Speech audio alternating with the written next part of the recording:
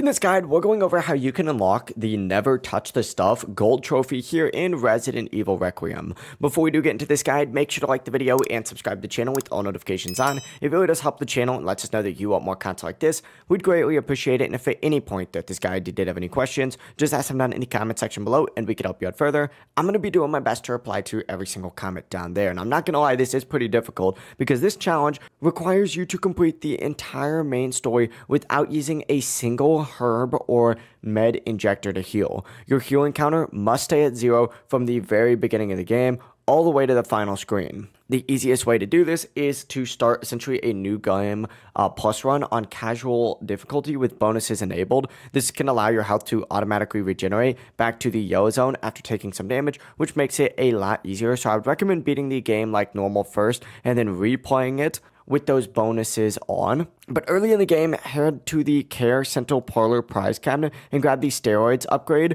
Steroids will permanently increase your maximum health and don't count as healing, so they're super safe to use. You can still pick up herbs if you need, but never consume them, and you can discard them or use them for crafting. Just don't use them to heal. There's not really a point in picking them up though, because they're just going to take up your inventory space. Another important tip is to repair Leon's body armor at supply boxes whenever you get the chance. Obviously, you can't do this as Grace, but whenever you get the opportunity to, make sure to do that. During combat, focus on hatchet parries, headshots, and environmental kills so that you can eliminate enemies while taking the minimal amount of damage. Leon is also going to automatically recover health during certain story moments, which will help you progress without breaking the challenge. Just make sure that you are still going to be eligible for the trophy. You can always pause the menu and then go down to the challenges tab, just like so, and confirm that your healing counter is still at 0. You're going to have to scroll down a little bit in order to see this. You can also combine this trophy run with other challenges like Minimalist by skipping Gracie's Blood Collector or the Speed Demon by finishing the game in under 4 hours and choosing to release Elpis